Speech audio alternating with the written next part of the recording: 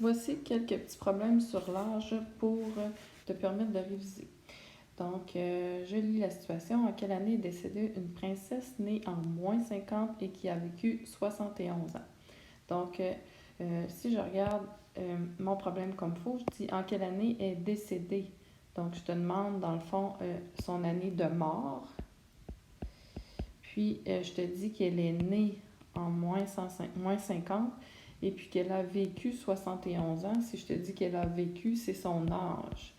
Donc, vu que ma question, c'est que je cherche en quelle année elle est morte, donc je vais prendre ma formule, ma règle, mort égale naissance plus son âge. Donc, la naissance, je sais qu'elle est née en -50. Et si j'additionne à ça son âge qui est 71 ans, donc ça va me donner son année de mort. Donc, je vais faire mes équipes. Qui j'ai dans l'équipe des plus, j'ai 71. Qui j'ai dans l'équipe des moins, j'ai 50. Donc, je vais faire le gagnant, c'est l'équipe des plus. Et je vais faire 71 moins 50, qui va faire 21. Donc, ça veut dire qu'elle elle est décédée en l'an 21. L'exemple B. En quelle année est née? Donc, ma question, c'est en quelle année elle est née. Donc, c'est l'année de naissance d'un écrivain qui a vécu 82 ans. Donc, quand je dis a vécu, c'est son âge. Donc, je cherche l'âge, j'ai l'âge, je cherche l'année de naissance. Puis, je te donne l'information qui est décédé, donc son année de mort. Il est mort en l'an -101. Donc, je vais prendre la formule pour la naissance. Donc, la formule pour la naissance, c'est naissance égale mort moins son âge. Donc, la naissance, si je prends l'année de la mort, c'est -101. Je l'écris juste en dessous du N. Moins son âge qui est 82. Donc, j'utilise la technique des équipes. Donc, je viens remplacer mon moins en plus moins. Donc, dans l'équipe des plus, j'ai rien. Puis dans l'équipe des moins, j'ai 101 et 82. Donc, vu qu'ils sont dans la même équipe, je dois les additionner, ce qui fait 183. Donc, cela veut dire là, c'est l'équipe des moins qui gagne, donc moins 183. Donc, ça veut dire que cet écrivain-là, il est né en l'an -183. Combien d'années a vécu? Donc, combien d'années a vécu? Quand je te demande ça, je suis en train de te demander son âge. Donc, je cherche l'âge, c'est la question. Une reine qui est née, donc je te donne l'année de naissance, puis je te donne l'année de décès. Donc, l'année de naissance, ça c'est mon N, puis l'année de mort. Donc, je cherche le nombre d'années vécues, donc je vais prendre la formule pour l'âge. Puis la formule pour l'âge me dit la mort, si on regarde dans son carnet, moins la naissance. Donc, on peut écrire juste les premières lettres si on veut. Donc, pour trouver l'âge, je vais devoir prendre mon année de mort, qui est ici, dans le fond, -152, moins mon année de naissance. J'avais déjà un moins. Ici, je l'ai mis, mais mon année de naissance est négative, ça fait -221. Moins devient un plus. Donc, je vais faire la technique des équipes. Dans l'équipe des plus, j'ai 221. Dans l'équipe des moins, j'ai 152. Donc, qui gagne, c'est les plus.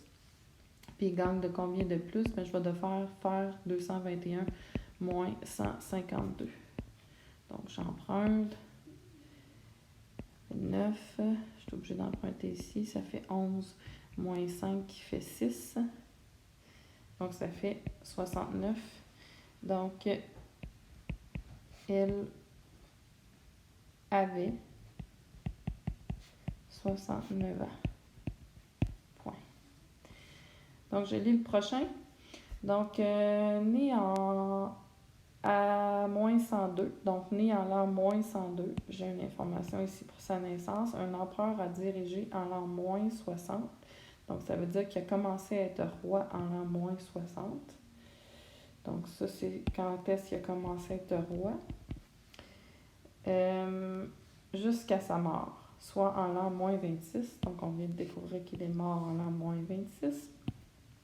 Pendant combien d'années a-t-il été empereur? Donc, si je me dessine une droite, je sais qu'il est né ici, en moins 102. Je vous encourage fortement à faire des droites. Commencer à être roi en l'an moins 60. Puis, il est mort en moins 26. Donc, dans le fond, ce que je veux calculer là-dedans, je n'ai pas nécessairement de règles pour calculer ça, mais je veux calculer l'écart ici parce que je veux savoir le temps qui était roi. Donc, je veux calculer l'écart. On se souvient que pour calculer l'écart, il faut faire le plus grand moins le plus petit. Donc, le plus grand nombre, c'est toujours celui qui est le plus à droite. Donc, ça serait moins 26. Moins le plus petit, c'est celui qui est à gauche. Donc, moins 60. Moins fait plus. Je fais la technique de mes équipes. Qui est dans l'équipe des plus, j'ai 60. Qui est dans l'équipe des moins, j'ai 26. Qui gagne, c'est l'équipe des plus. Puis, gagne de combien de plus? Je vais faire 60 moins 26 qui va me donner 34. Donc, il a été roi pendant 34 ans. Supposons que je décide de faire la droite ici. Là, des fois, c'est beaucoup plus facile en faisant la droite. Là, si on relit l'exemple, c'est combien d'années a vécu une reine née en moins 221. Donc, on pourrait marquer moins 221, elle est née. Puis, elle est décédée en moins 152. Donc, moins 152. Ça, c'est l'année de sa mort. Puis, on te demande, dans le fond, quel âge elle avait. Bien, quel âge elle avait encore, c'est l'écart entre les deux. Donc, c'est le plus grand moins le plus petit. Le plus grand étant la mort, hein, parce que c'est celui le plus à droite. Donc, le plus grand étant la mort, moins la naissance. Donc, c'est exactement ce que j'ai fait ici. Et en fait, j'ai fait l'écart entre les deux. Donc, des fois, de faire la droite, ça peut vous aider si vous êtes visuel. Moi, j'aime beaucoup me faire la droite pour me tracer, pour m'aider un peu à mieux comprendre mon problème. Je vous encourage à faire la droite.